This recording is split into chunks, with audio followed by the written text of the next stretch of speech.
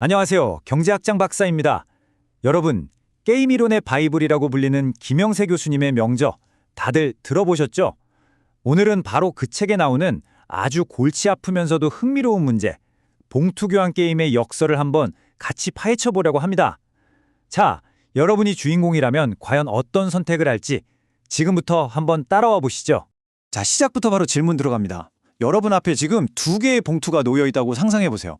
오늘 우리가 풀어볼 이 모든 미스터리는요, 아주 단순해 보이는 이 선택, 그대로 가질 것이냐, 아니면 바꿀 것이냐, 바로 여기서부터 시작됩니다. 이 딜레마를 제대로 이해하려면 먼저 게임의 판이 어떻게 짜여져 있는지부터 알아야겠죠. 김영세 교수님 책에 묘사된 그 상황 속으로 한번 들어가 보겠습니다. 규칙은 아주 간단해요. 아버지가 두 아들한테 봉투를 하나씩 주는데 중요한 건 이겁니다. 한 봉투에는 다른 봉투보다 정확히 10배 많은 돈이 들어있다는 사실. 딱 10배예요. 자, 이제 여러분이 바로 그 형이 되는 겁니다. 조심스럽게 봉투를 열어왔더니 10,000원짜리 지폐가 들어있네요. 금액은 바로 10,000원입니다. 바로 이 순간 아버지가 묻습니다. 동생 것과 바꿀 기회를 주마. 어떻게 하겠니? 자, 여러분. 눈앞에 10,000원을 지킬 건가요? 아니면 혹시 모를 대박을 노리고 동생의 봉투와 바꿀 건가요?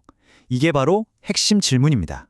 이게 뭐 그냥 운에 맡겨야 하는 문제 같아 보이지만 놀랍게도 수학적으로 계산해 보면 아주 명쾌한 답이 나오는 것처럼 보입니다. 한번 그 논리를 차근차근 따라가 볼까요? 형 입장에서 생각해 보면 동생 봉투에 들어있을 돈은 딱 두 가지 경우밖에 없죠. 내 돈의 10분의 1인 1,000원이거나 아니면 내 돈의 10배인 10만 원이거나 둘 중 하나입니다. 어느 쪽인지 알 수가 없으니까 가장 합리적인 가정은 뭘까요? 그렇죠. 동전 던지기처럼 반반, 즉 50대 50의 확률이라고 생각하는 겁니다. 여기까지는 아주 그럴듯해 보이죠? 이럴 때 우리가 써먹을 수 있는 아주 강력한 도구가 바로 기대값이라는 건데요. 봉투를 바꿨을 때 평균적으로 얼마를 기대할 수 있나 이걸 계산하는 거죠. 자, 계산은 간단합니다. 1,000원이 나올 확률 50% 그리고 10만 원이 나올 확률 50%를 각각 곱해서 더해주면 됩니다. 자, 계산 결과가 나왔습니다. 와, 이게 뭔가요? 봉투를 바꿨을 때 기대할 수 있는 금액이 무려 55,000원입니다. 지금 내가 가진 돈은 10,000원인데 바꾸면 평균적으로 55,000원을 얻을 수 있다? 아니, 이건 뭐 비교할 필요도 없잖아요? 당연히 바꾸는 게 이득이라는 결론이 나옵니다. 그런데 바로 여기서 뭔가 이상한 느낌이 들기 시작합니다. 만약 계산상으로 바꾸는 게 언제나 이득이라면 그건 동생한테도 똑같이 적용되는 거 아닐까요? 그럼 형도 바꾸고 동생도 바꾸고 싶고 둘 다 서로의 봉투를 원하게 되는 이상한 상황이 펼쳐집니다. 이건 명백한 모순이죠. 자, 그렇다면 도대체 어디서부터 잘못된 걸까요? 이 완벽해 보였던 계산에 어떤 치명적인 함정이 숨어 있는 건지 지금부터 그 비밀을 파헤쳐보겠습니다. 이 모든 역설의 시작점은 사실 너무나도 순진하고 그럴듯해 보였던 바로 그 가정, 확률은 반반일 것이다 라는 생각에 있습니다. 이게 바로 결정적인 오류였던 거죠. 이 역설을 제대로 이해하려면 게임 이론에서 정말 중요한 개념인 주지사실이라는 걸 알아야 합니다. 말이 좀 어려운데 쉽게 말해서 너도 알고 나도 알고 우리가 서로 안다는 사실까지 모두가 아는 그런 확실한 정보를 말합니다. 그럼 이 질문에 답해 볼까요?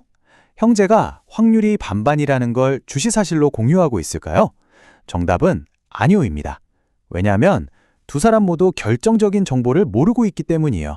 바로 아버지가 애초에 얼마부터 얼마까지의 돈을 봉투에 넣기로 정했는지 그 게임의 전체 판을 모르기 때문이죠. 결국 이 게임의 본질은요, 단순한 기대값 계산 문제가 아니었던답니다. 참여자들이 어떤 정보를 가지고 있고 또 어떤 정보는 가지고 있지 않은가, 바로 이 정보의 불균형에 관한 게임이었던 거죠. 이렇게 한번 생각해 봅시다. 아버지는 아들들 몰래 예를 들어 최소 10원부터 최대 1,000만 원까지의 범위 안에서만 돈을 넣기로 마음먹었을 수 있습니다. 하지만 아들들은 이 범위를 전혀 모르죠. 자, 극단적인 경우를 한번 상상해 볼까요? 만약 여러분이 봉투를 열었는데 아버지가 넣을 수 있는 돈 중에 가장 적은 액수인 10원이 들어있었다면 어떻게 될까요? 그 순간 확률은 더 이상 50대 50이 아니게 됩니다. 10원보다 적은 돈은 없으니까 다른 봉투에는 무조건 그것의 10배인 100원이 들어있을 거라고 100% 확신할 수 있죠. 그럼 어떻게 해야 할까요? 네, 무조건 바꿔야 합니다. 그럼 이번에는 정반대의 경우를 생각해 볼까요? 봉투를 열었는데 아버지가 준비한 가장 큰 액수인 1,000만 원, 즉 잭팟이 터진 겁니다. 이 경우에도 모든 불확실성은 사라집니다.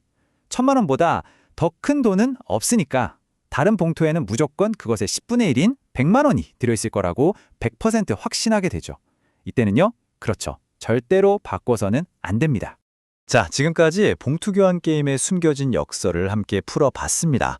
오늘 이 이야기를 통해서 우리가 얻어야 할 핵심 교훈은 과연 무엇일까요? 마지막으로 한번 정리해 보겠습니다. 오늘 이야기의 핵심, 바로 이겁니다. 겉보기에 아주 논리적인 계산이라도 그 밑바탕에 깔린 가정이 잘못되면 우리를 이런 역설의 함정에 빠뜨릴 수 있다는 거죠. 특히 상대방도 나와 똑같은 정보를 갖고 있겠지라고 착각할 때 이런 문제가 생깁니다. 결국 이 봉투 교환 게임은 단순한 숫자 노름이 아니라 정보를 둘러싼 아주 깊이 있는 게임이었던 겁니다. 그럼 마지막으로 여러분께 생각할 거리를 하나 던져드리면서 마무리하겠습니다. 만약 아버지가 정해놓은 금액의 상한선과 하한선에 대한 정보가 전혀 없다면, 즉 그야말로 완벽한 불확실성 상황에 놓인다면 그때는 과연 바꾸는 것이 합리적일까요? 아니면 그대로 있는 것이 합리적일까요?